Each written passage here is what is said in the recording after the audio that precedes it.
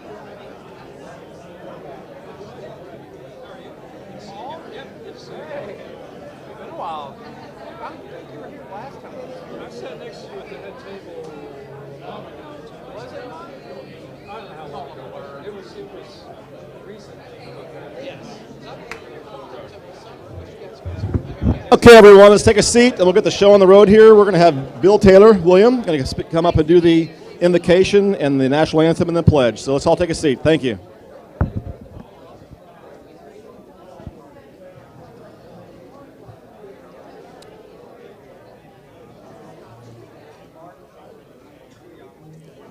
Good afternoon. As we pause to pray, wanted to lift up Marshall Weaver's 98-year-old mom who fell while walking her dogs, recently injured her pelvis. You also made Fred Hunter, Rotarian, has passed away. Have we got any other concerns we want to lift up this afternoon?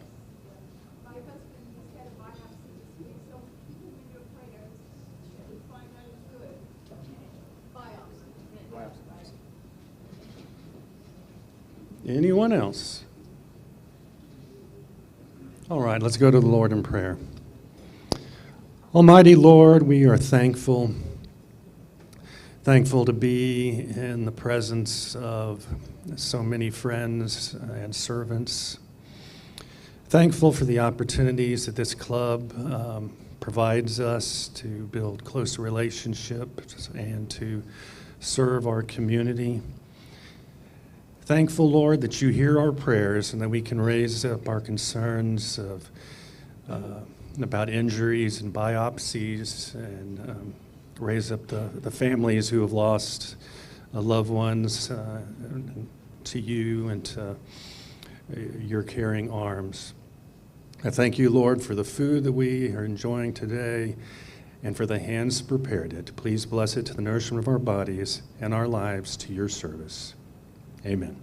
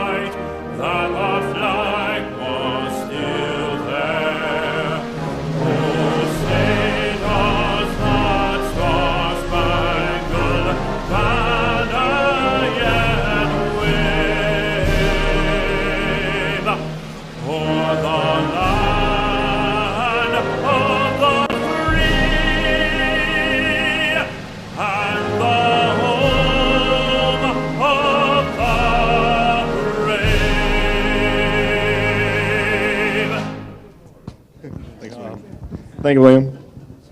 Okay, great.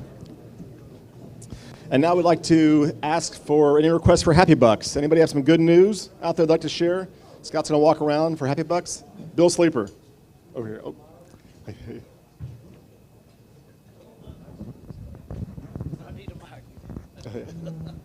Thank you. I'm real happy for this club. As many of you know, Sue and I lost our son in a car crash last month. I want to thank appreciate Jeff, the board, the members who really reached out to us, and we really appreciate it all. In going through his belongings, he had a couple of connections to our club. And in high school, he at Rotary had an exchange program for Rotarians who can exchange with other Rotarians in other countries. He went to Germany. Over there, he had a little piece of concrete in his place that the family over there, when he was in Germany, they took him to the wall. But they were still chipping away on that wall before it actually come down. So he saved that as memorabilia. He also had a cap and a T-shirt from he marshaled several times in our parade. So thank you again. We appreciate you. You really gave us a lot of support and comfort during this tough time for us. Thank you. Thank you, Bob, and God bless you and your family. Thank you, Bob. Bill Sleeper. Got two of them back here.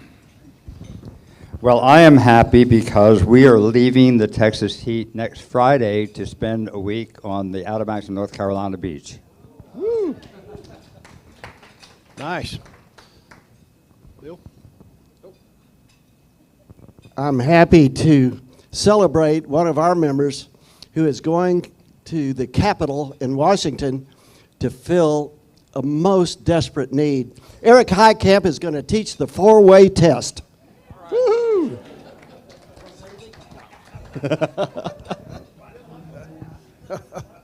Anybody else? Anybody else? Happy Bucks?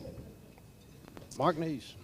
Okay, and now we're going to introduce guests. If you have a guest, please stand up. Yeah, And I have some. I have, oh! unless you don't want my money.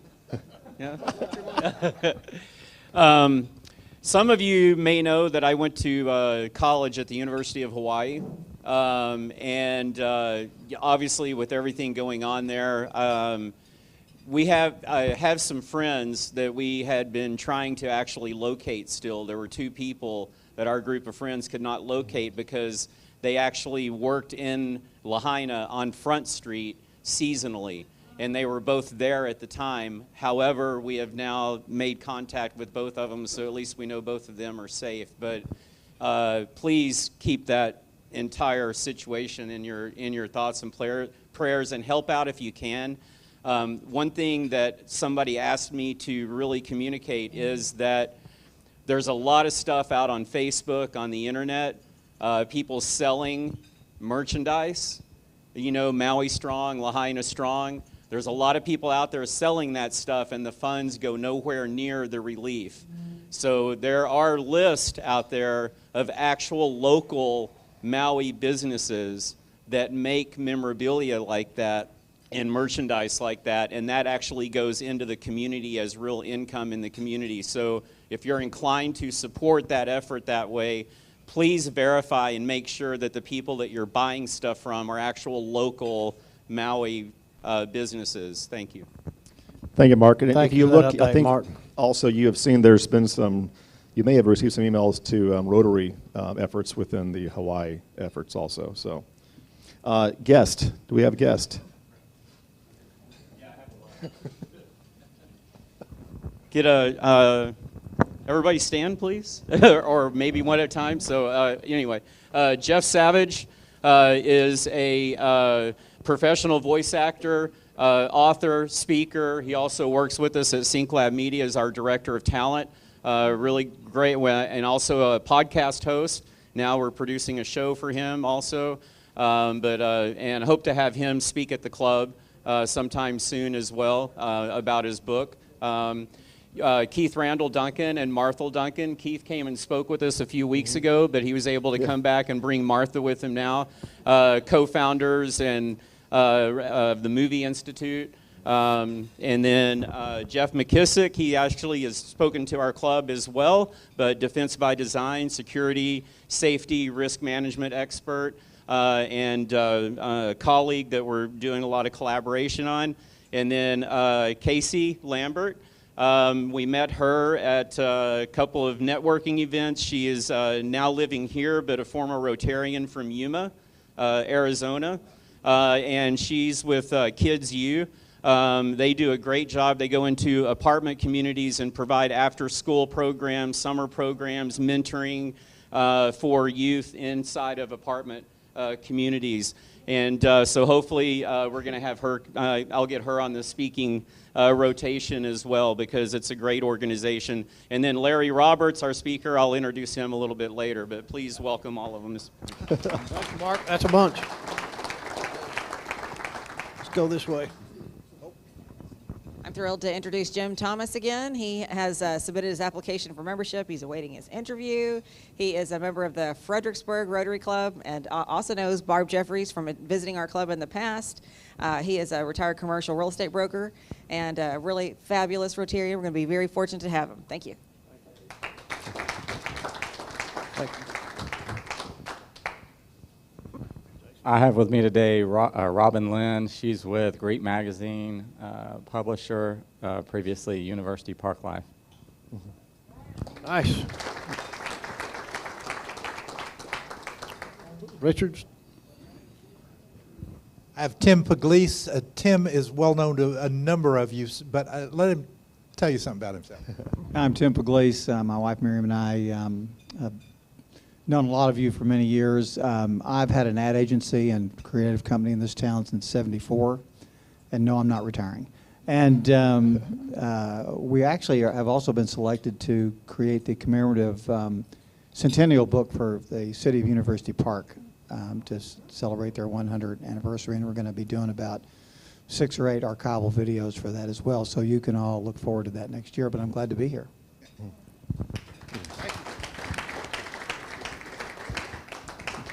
Stephanie? I have brought Emery McDowell with me. He is a young man that I met during my SMU time studying theology, and we were on the Paris trip together. He was an undergraduate student, but so brilliant that I was like, this kid is amazing, and I have to get him involved in nonprofit work. So now he works for Hope Cottage in development marketing and also in our youth education program. So he works with youth and on pregnancy prevention work. So it's been really nice that the young men finally have a young male role model, and he's a brilliant, smart young man, and he should be a Rotarian too. Thank you, Stephanie. Any other guests? I think that's it. Well, welcome to all our guests. And Mark, I know you're head of our public relations, but you'll, with the crew you brought today, you'll be head of membership soon. Now we'll have Eric Harrison come up and speak to marketplace advertisers. Thank you, President Jeff. Our marketplace advertiser today is Kathy Wall. The Kathy Wall Agency has been serving the community for 31 years with now 14 licensed team members. Kathy's consistently achieved Chairman's Circle status as a top 3% producer nationally. She holds licenses for property and casualty, health and life, mortgage broker, 6 and 63 securities, as well as long-term care and charter life underwriter designations. Please enjoy this short video that Kathy has prepared for us today. Hi, I'm Kathy Wall, State Farm agent, 31 years. But more importantly, I want to introduce my team. We have Marlene, Veronica, and Jennifer working remotely, but I need you to first meet Justin. Hey, I'm Justin. Been with Kathy for 5 years. You got to meet Matt. I'm Matt. I've been with Kathy for 6 years, hard to believe. And I think all this mail is for Amy. Hi, I'm Amy. I've been with Kathy for 13 years. You gotta meet Gary. Hi, I'm Gary, Kathy's husband. I've been working with her for 12 years in the agency. Now you've got to meet Nicole. Hi, I'm Nicole. I've been with Kathy for a year. You gotta meet Eric. Hi, I'm Eric. I've been with Kathy about 3 months. You gotta meet Michelle. Hi, I'm Michelle. I've been with Kathy for 12 years this month. You've got to meet Tom. Hi, I'm Tom. I have been with Kathy for 6 years. You really need to meet John. Hi, I'm John. I've been with Kathy's agency for 7 years. You want to meet Robbie? Hi, I'm Robbie. I'm the summer intern, and I've been with Kathy for about 3 months. You can't forget about Jake. At our agency, we believe in the power of relationships. Come on in or give us a call. We would love to discuss the safety of your future. Let's all thank Kathy Wall for her marketplace sponsorship today. Thanks, Eric. That was quite entertaining. I like that. I'm going to call on Paul Hoffman now to receive his permanent badge.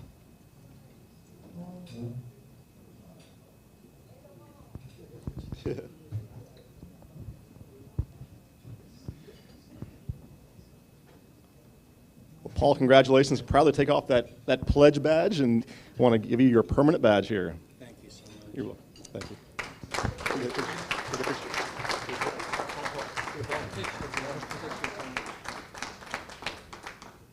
Thank you. And now Eric Harrison, I'm going to call up here again to speak to volunteers necessary for our SHOE program. Heard you miss me. I'm back. So the email went out this morning from Holly. Keep Holly in your prayers. She's got COVID right now, so she cannot be here today. But we have sign-up lists now where we need folks to sign up not only for the September 30th footwear event, but we also need people to help leading up to that. Guys, next week is September. I know that's hard to believe, but it's only about a month away, and we need lots and lots of people to help sign up. So not only on the day of the footwear event, but as I said, leading up. So go check out that email and sign up. More to come, but it's a great event. I hope a lot of you will plan to be there. Thank you. Thanks, Eric. And as I understand, I spoke to Holly earlier this morning, and she's doing better, but last 3 days were tough, and if anybody's have had COVID. But as I understand, about half the slots are filled, so we can definitely use some more volunteers. A few other things. Don't forget this Saturday is the District Awards Banquet. So if anyone who is not signed up would like to attend, come on down. I know a good number of us will be there. And then on August 31st, PCRConnect at MESERO'S in INWOOD Village will be scheduled. So, and now let's do the drawing for our raffle. So I need to get the drawing for the raffle up here real quick. So get your tickets out. I got 2 here, and hopefully I may win. The odds keep getting better, people. Yeah, our guest speaker always draws.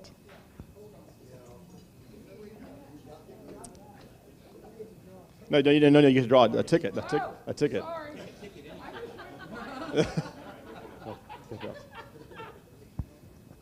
And the winning number is, last 4 numbers are 4074. Oh, Sean. Come on up. You're the next contestant on the raffle.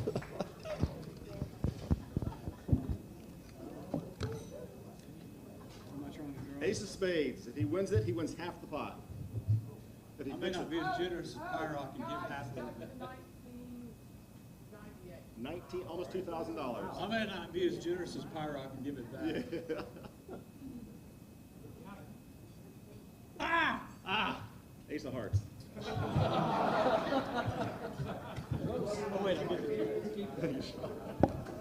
Thank you, Sean. Guys, it keeps getting bigger every week and better odds. So I'd like to call now up Mark NEACE to introduce our speaker of the day.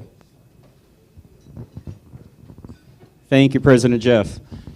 I'm going to be short and sweet because Larry's bio is on the hub. You can read all about his experience. The one thing I'd like to say is that I met Larry probably just a little bit more than maybe like 6 months ago or something.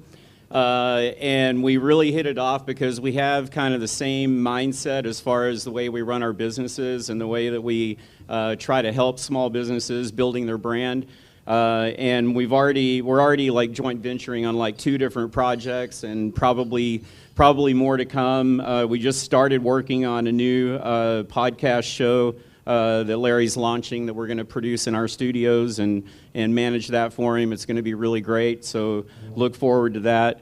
But he actually just got back in town from, San Diego? Yeah, so speaking on AI. So he's a professional speaker, expert on not only podcasting, but AI.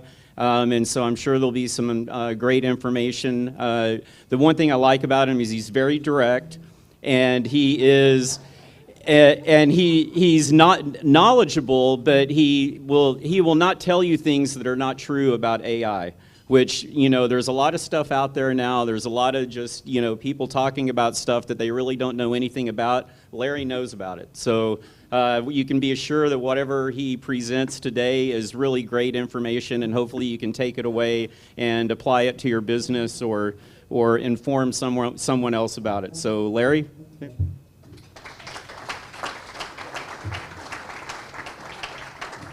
That is on. I'll put your presentation up. Okay, cool deal. Thank you, everybody, for having me this morning. Thanks to Mark for inviting me as well.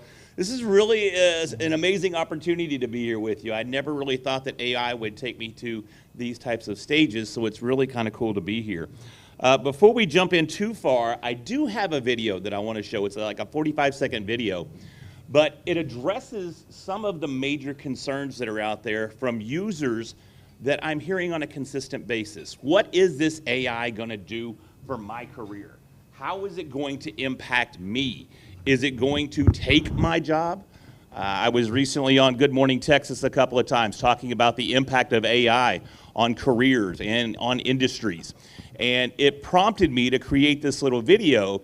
And if Mark can cue that up and we'll listen to that real quick, then we'll jump right back in. Hello, my name is Nolan, which just happens to be Larry's middle name. I want to thank you for having me here this morning. When Larry was invited to come and speak with you, he thought this would be an excellent opportunity to demonstrate the power and robust functionality of AI by sending me his AI-generated avatar in his place. I mean, why not? I look like Larry. I have Larry's voice, and I can present the material just as effectively and efficiently as he can. But upon this realization, Larry asked me, Nolan, if I can send an avatar or an AI tutor in my place, then where does that leave me? What value do I continue to bring to the table? Has anybody asked that question? Has anybody been asked that question? I mean, that sounded like me. I used an AI tool to clone my voice. I used an AI tool to generate a much younger version of me there. And then combined it with a couple of other tools and made that video. And I created that entire video in about 15, 20 minutes. So there are a variety of tools out there that can really streamline a lot of the content that we're creating, a lot of the marketing campaigns that we're looking to generate for our businesses. And that's kind of what I want to talk about with you today. We are going to go a little bit deeper into one tool in particular, and it's called ChatGPT. Anybody heard of it? Oh, excellent. Okay. Got some in the house that have not heard of it, and that's understandable, and you'll see why. Mark, you want to cue up the presentation, please? Yeah, you got it. I got it. All I have to do is click. I'm new to this. There we go. So let's talk about me for half a second. Mark did a great job of introducing me, but just to give you a little bit better idea of who I am and where I come from, I do have a 25-year corporate career behind me, which started with a little company called Texas Instruments. I think we probably heard of that one, got some calculators out there. I was there for a few years as a corporate trainer, and then I was actually from Sherman, and I was at the plant in Sherman, and I wanted to get down to the big city. So I found me a job with a company that was supposed to be a pit stop on my way to Dallas proper, and it was over in Coppell, and I was there for 21 years. So that pit stop lasted a very, very long time. But during that time, I transitioned into an IT role. I was implementing an ERP system called JD Edwards. Anybody heard of JD Edwards? I see a couple of heads nodding there. And that led me to be absorbed by the IT department, where I became a business intelligence analyst. And that was my first introduction to AI. We were using predictive analytics to balance our budgets, to balance our inventory, to forecast our sales for the upcoming years. And we were using some AI components that were helping us do that. So long about 2014, I found this thing called a podcast. I was like, oh, this is kind of cool. I heard Joe Rogan doing one, and I thought I needed to do one too. So I started a podcast. And long about 2017, I realized the power of a podcast, and I founded Red Hat Media, where I helped others leverage podcasts to grow their brands and their business. And then after a few years, I was able to step away from that corporate career and run Red Hat Media full time. So I transitioned into that role in January of 2021. So that's what brought me here today. So let's dig into, before we get too far, does everybody have a cell phone? One of my primary goals whenever I give a talk is to make sure that each one of you walk away with something of value. I made sure these slides will break down some of these AI tools, and you'll be able to use them. So if you want to scan that QR code, I'm not collecting emails. There's no you're not signing up for anything. It's literally just taking you to a button that will allow you to download this presentation. Typically, we do that at the end of the talk, but by then, everybody's ready to go. So I moved it to the front. All right, so let's talk about what is artificial intelligence. It's a really, really simple term, actually. And it really just means anything where we're leveraging machines to act like human beings. We're using calculations and algorithms to get these machines to act like us. That was the goal. But there's actually a couple of subsets of artificial intelligence as well. One of those is machine learning. Machine learning is a subset of AI where the machines themselves, they continue to evolve and they continue to learn as they run these algorithms. But at the machine learning level, we still have to train them. We still get to be a part of it as humans. We have to feed them data. We have to change those algorithms. We have to continue to help them evolve. But if we go one step further, that takes us into deep learning, which is the deepest subset of AI, and this is where the scary stuff comes into play. This is where the machines, they learn on their own. So they're evolving, they're getting smarter, they're growing. Now, a lot of times people confuse all of the AI that we're using right now with this type of AI. This type of AI is generally referred to as artificial general intelligence. And that's not really what we're going to be talking about today. We're going to be talking about generative AI, which it just allows us to generate a variety of content, whether it be written, whether it be visual. It's just generating. So two totally different kinds of AI. And that deep learning, that's where the Terminators show up. So what we're doing today, we don't have to worry about that, okay?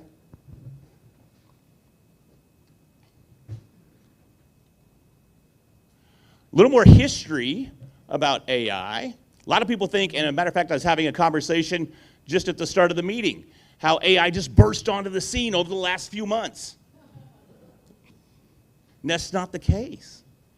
The term actually originated in 1956 by a gentleman by the name of John McCarthy, who was a data scientist. And he felt that if we used math, we could get these machines to act like us. Very, very basic AI, but that's where we started. And since then, we've gone through 3 eras of AI. The first era being, starting in 1956, is pre-deep learning. It's before we really got into the AI like we're dealing with today. And that lasted up until about 2010 or so. Now, there were some peaks and valleys during that time where we saw some breakthroughs. We saw the military went, oh, this AI stuff's kind of cool. I bet we could weaponize it. So as soon as they figured that out, funding started becoming available, researchers started getting more positions, and we started seeing more and more discoveries in AI. Then from 2010 to 2015, that was the deep learning phase where we really started getting these machines to give us some really, really cool feedback. We really started to see them kind of come to life a little bit. But then it all changed in 2015 when a company by the name of OpenAI was founded. It was founded in part by a gentleman we probably all heard of. He's got this platform called X. Used to be called Twitter.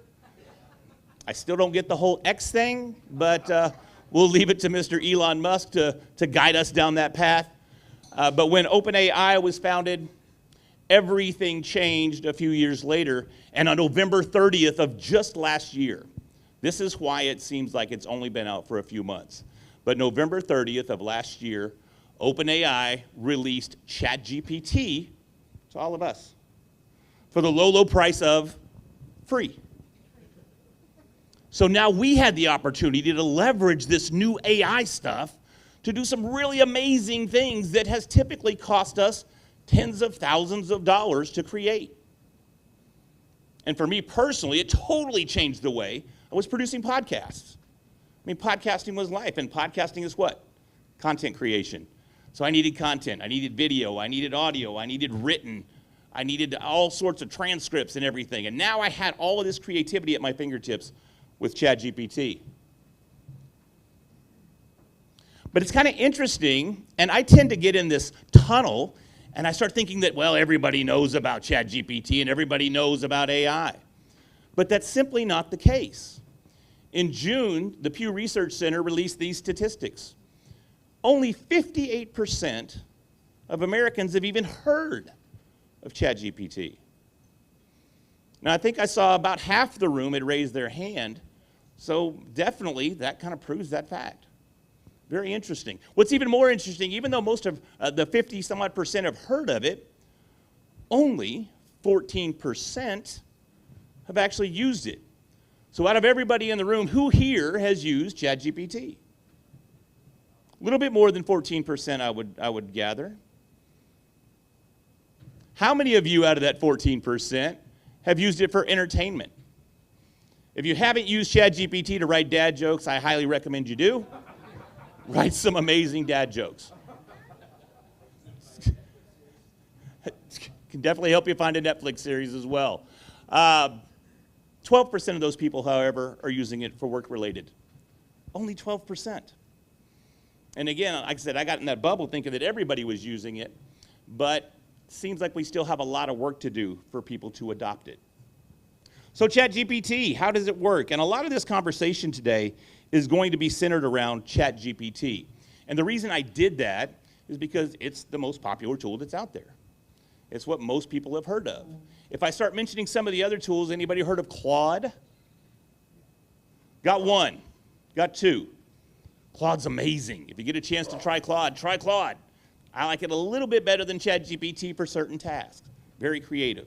I don't want to distract you though, but I will have links in the presentation, and that's why I recommended you download the slides, is it is a PDF, and there will be links to additional AI tools that you can play with, Claude being one of them. But ChatGPT, how does it work? Well, it's been trained on a massive amount of data. Massive amounts of websites, books, white papers, articles, newspapers, you name it. If it's text, it's been leveraged to train ChatGPT. And actually on the back end of ChatGPT, there's this thing that's called a large language model. And they use these large language models to train on all this text so that you and I can interact with ChatGPT on just a conversational basis. Just like I'm talking to you right now. That's how these things work. It's super, super simple. I know it sounds intimidating, but we really are just going to have a conversation with these tools. Tell it what we want, and it's going to give it right back to us, within a few parameters, of course. So ChatGPT, it uses what they call a transformer-based algorithms. And if we look at the GPT, most people don't know what the GPT stands for. It stands for Generative Pre-trained Transformer. Sounds like something from a movie, right? But it's real. But to understand what it's doing, let's take the GPT and let's run it backwards. So the T stands for transformer, which what it's doing is it's transforming your input.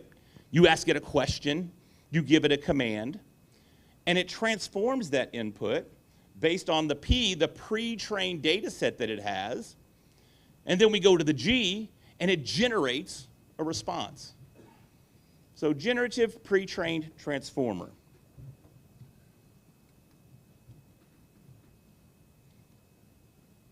So what are some of the key use cases? People are like, okay, this sounds cool, but what can I use it for? One of the best things that you can use it for is anything that's text-based. I mean, we're inputting text, and we're getting text back.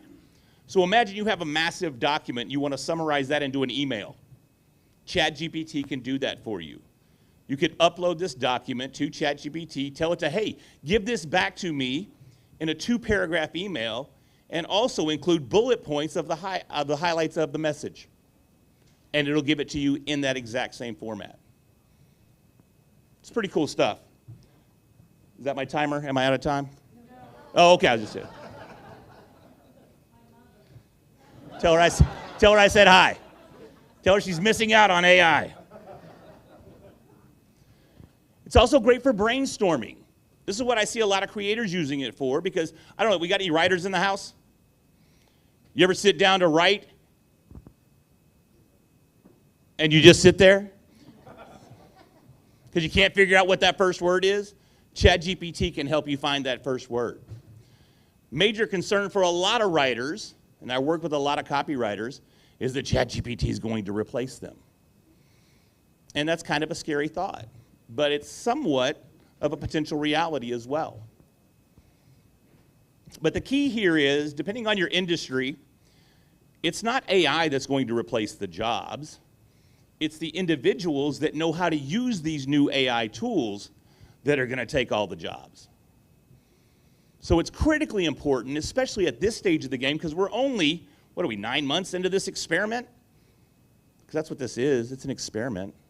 We're all guinea pigs in the AI test cycle here. But we all need to make sure that our employees and everybody that we work with understands we need to be leveraging these tools, especially if we're not in a trade industry. You know, it's still very difficult for AI to replace plumbers, construction workers, bricklayers. All of those are very, very difficult to replace with AI. But copywriters, any kind of media creation, any kind of customer service role, any kind of communication role, those are the jobs that you need to be looking at and wondering what can we do to augment these processes with all of these new AI tools. Just a little food for thought there. Don't want to scare you, but I also want to make sure you understand exactly what we're up against here. I mentioned before that it's also great for writing. It's also great for extracting and reformatting data. Has anybody ever heard of YouTube? You ever sit down to watch a YouTube video on a topic that you're really wanting to learn about? I do that all the time. And the videos are way too long, or the speaker's way too long-winded and he's not getting to the point, kind of like me. ChatGPT actually has plugins that will watch the video for you, extract the data, and summarize it for you. So you don't even have to watch the videos anymore. You just get the data that you want. Pretty cool stuff. How do you know it's accurate? Well, that's definitely a concern. And you always have to do your due diligence, especially at this stage of the game. And I'm glad you asked that question. I want to let everybody know that I love taking questions from the stage, and I hate waiting till the end to answer them, because you may forget. So please feel free. If you have a question, fire it at me, because I enjoy that methodology there.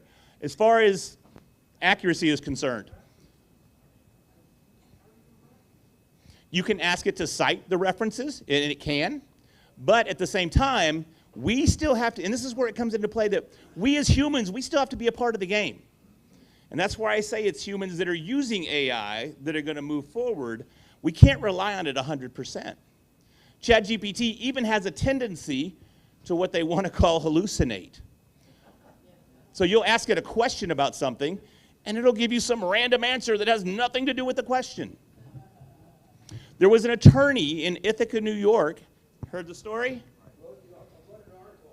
You wrote an article on it? So you probably know the story 10 times better than I do, if not more.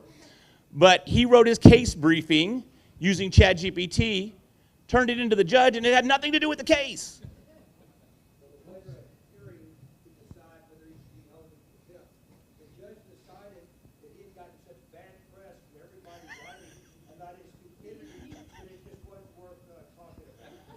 He did not get disbarred, but yeah, who's going to hire him? I'm probably not.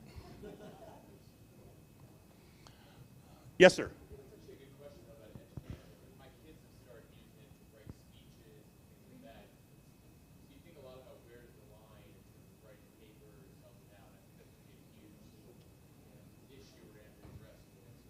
Definitely. I just did a talk 2 weeks ago at Birdville ISD over near Fort Worth.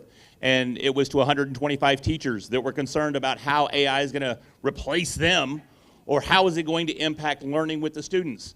Now I'm going down to the Texas, it's the Texas Board of Education, I believe, curriculum development. And I'll be keynoting there, talking about how AI is going to impact education and what we can do to update curriculums to address that.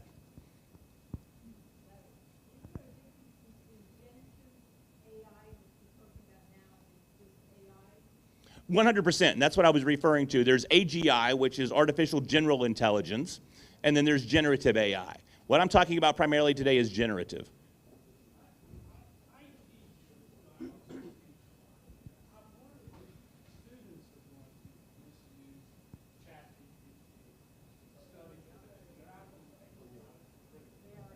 Well, let me address that real quick, because they definitely are. Can you repeat the comments, because the other side can't hear? Sure. This gentleman here was referring to the fact that he's concerned that students are going to start using AI to do their homework for them. Okay, and they're going to circumvent the education system just by having AI do all of their work. And it's the same way in reverse for teachers. Many teachers are already doing that as well. It's definitely something that's going to happen. It's definitely something that's going to happen, but we need to understand that it's going to happen. When I gave that talk a couple of weeks ago over in Birdville, at the end a gentleman raised his hand. He goes, "How much of this presentation did you use ChatGPT for?" I said, "Well, to be honest with you, I'm not an educator. And I'm sitting here preaching the gospel of ChatGPT, so who would I be to stand up here and tell you how great it is if I didn't use it?" So of course I used it.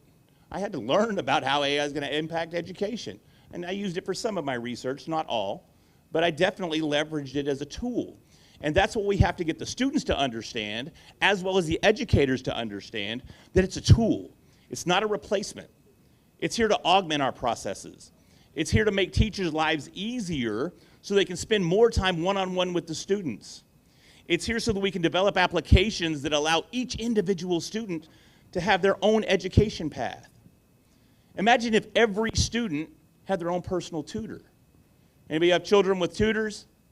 Nobody? I didn't have a tutor either. Got one right there. Tutors help children learn at an exponentially faster rate. So imagine children having their own individualized private AI bot that acts as their tutor. It's going to be amazing. But we can't replace that human element. AI can't teach us critical thinking. AI doesn't have emotion.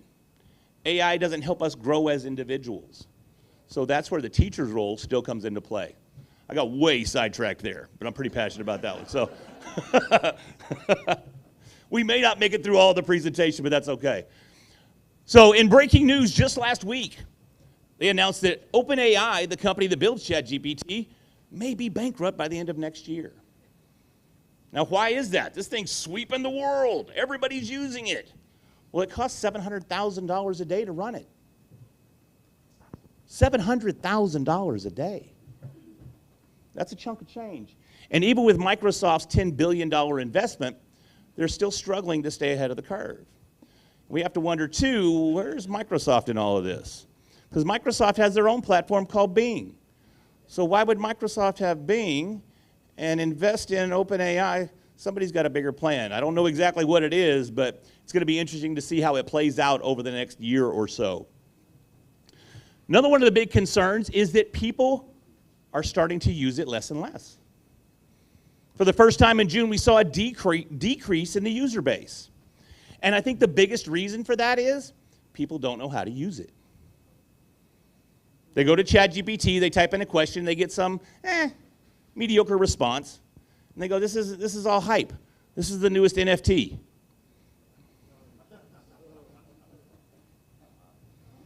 But that's not the case. And that's why I love talking about this, because if we understand how to use it, it's going to streamline everything we do within our businesses.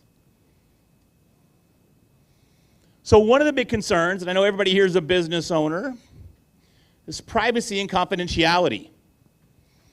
This is a serious concern because especially for using this in an enterprise environment, there's an opportunity for our employees to potentially share confidential information with ChatGPT, which guess what? Is then going to be used to train ChatGPT. So now a competitor may potentially stumble across some of your trade secrets that one of your employees accidentally shared. So this is a major, major concern for a lot of people. And if you're starting to use ChatGPT in your environment, you need to be aware of that and take some precautionary measures to make sure that your employees aren't doing that. Now, with this being a major concern, OpenAI decided we need to put something in place to put people at ease, to let them know we're not going to use their data to train our large language models. So they gave us this option. And this is actually a screen capture of my session of ChatGPT. And if you go into the settings, you can actually toggle a little switch that turns off sharing your information. So I highly recommend that if you're using this within your business, you go in there and you toggle this little switch. However, here's a caveat. You're still operating under the original user agreement, which the original user agreement said what?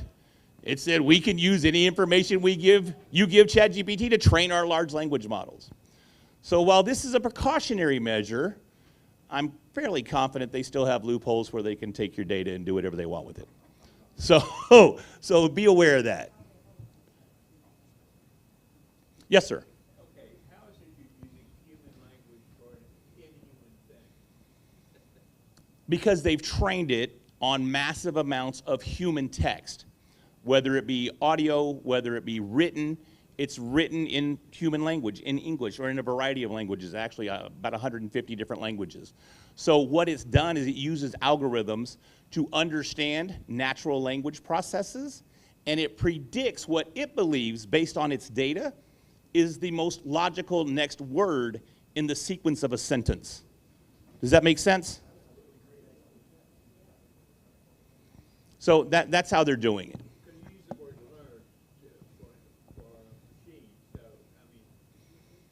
Well, it is machine learning. It uses the algorithms to train its data set and its databases that are on the back end to learn what it should be saying. Now, with machine learning specifically, that being the subset of AI, we still have to intervene. We as the humans still have to feed it data. We have to give it the information so that it can learn as it continues to evolve. But when we go one layer deeper into the deep learning phase of AI, that's when the machines, still using algorithms, can take over and train themselves. Okay, you use two terms there, feed the information and learn. So why aren't they the same thing? Because it's learning from existing data that's already in the database.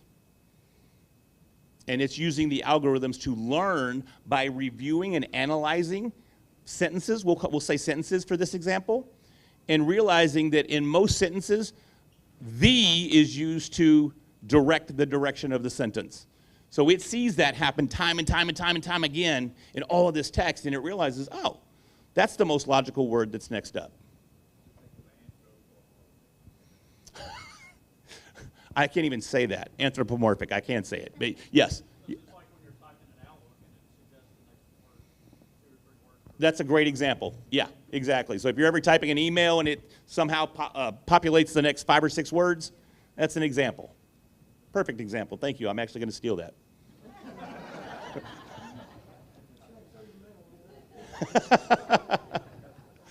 So here's some new features in ChatGPT. For those of you that have used it, you might find these very interesting. For those of you that haven't used it, these are still extremely cool tools. One of the things you can do, and one of the biggest complaints that I get is when I use ChatGPT, it just sounds generic. Just gives me a blatant response that I really can't use. It sounds way too higher education.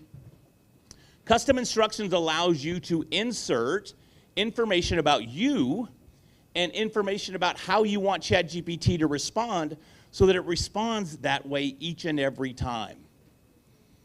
So if you want to write an email that sounds like it's in your voice, that sounds like you actually wrote it, you can tell ChatGPT in these custom instructions, this is how I sound, these are my goals, these are my objectives, this is the tone that I use when I write emails, this is the tone that I want you to respond in. I want you to respond in very short, concise sentences, or I want you to be very robust, one of those 2 words.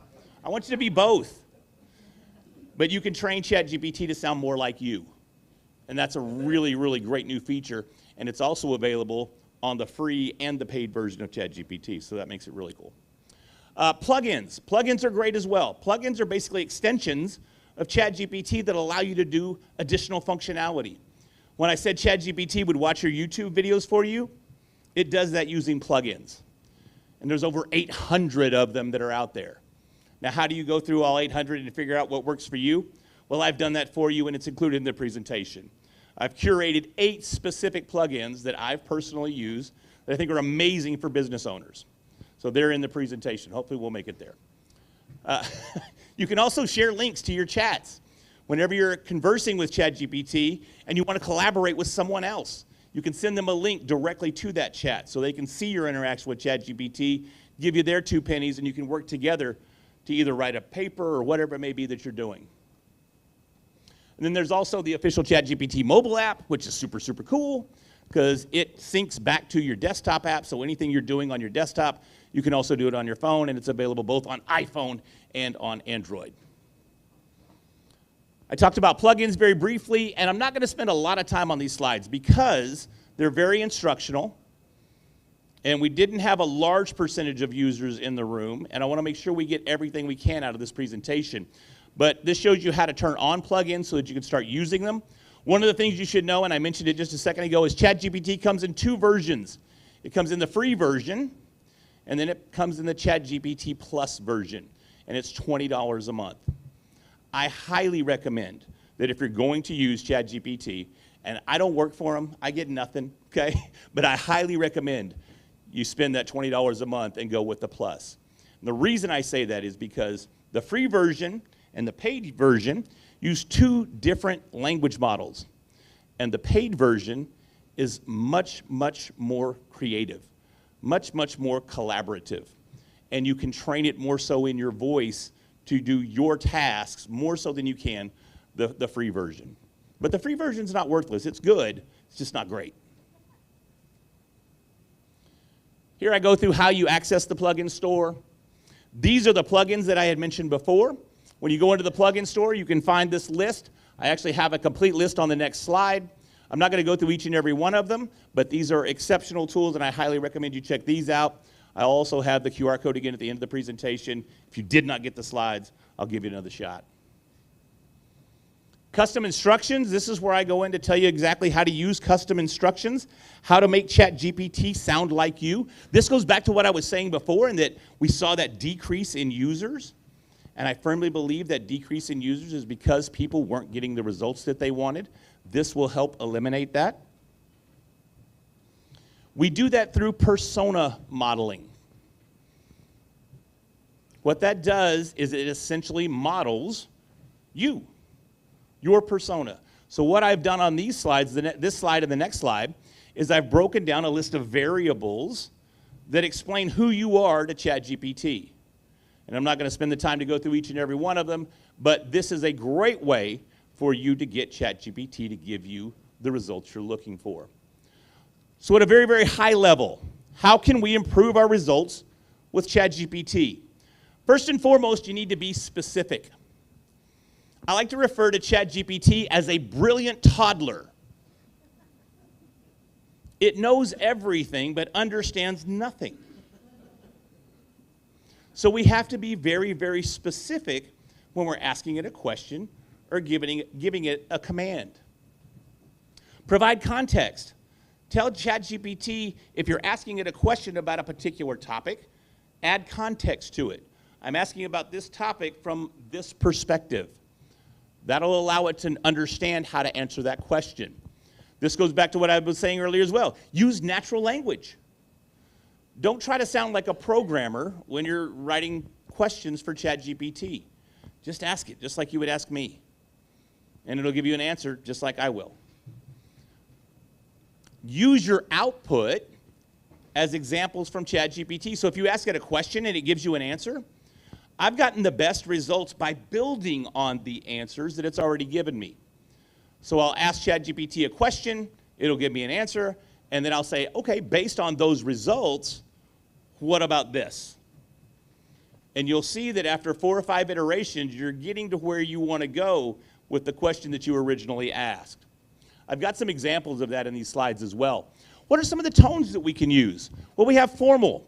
If we're writing a very formal email, or we have a business that requires very formal communication, then we make sure we tell ChatGPT, we want you to respond in a formal tone.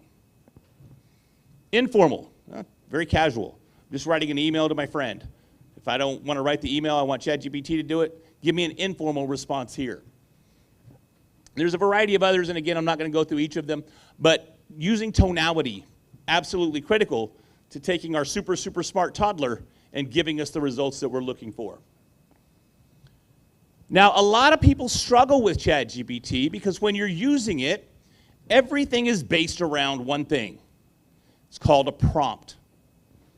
We're prompting ChatGPT to give us a response. And people struggle writing quality prompts because as with anything else, the quality we put in is the quality we get back. So what I've done is I've put together a very basic formula, and I'm going to show you exactly how this formula works on the next slide. So using, and you'll notice in the brackets I have writing style. What sort of writing style? What sort of tone do we want here? Using a writing style and targeting whatever my audience may be, whoever I'm writing this to. Write a type of text, whether it's an email or a social media post or a marketing post, for the subject in where? Maybe Dallas, highlighting the key benefits offered by the subject. Each one of those variables in the brackets we're going to replace on the next slide. So I can't see that one, so I'm going to read this one. Using a professional writing style and targeting business executives, you see how we're already replacing the variables with actual identifiers here. Targeting business executives, write a press release, that's what I want ChatGPT to give me, for the upcoming tech conference, and I originally wrote this for San Diego, so I said it was in San Diego, highlighting the networking opportunities and expert speakers offered by the event. So if you look at that, you can see where I went through and I replaced each one of those variables with something very, very specific. Does that make sense? I think I'm losing a few of you.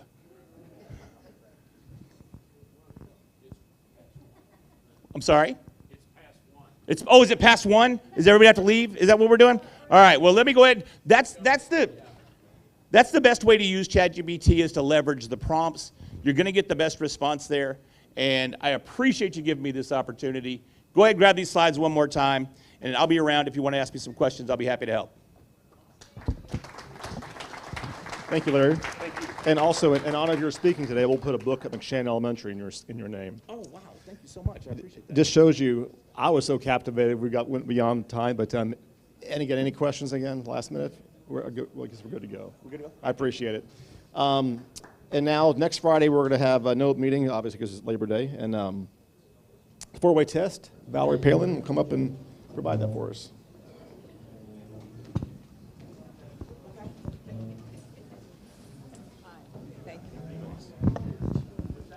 Join me in the four-way test of the things we think, say, or do. First, is it the truth? Second, it is fair to all concerned. Third, will it build goodwill and better friendship? Fourth, will it be beneficial to all concerned? I learned. Thanks.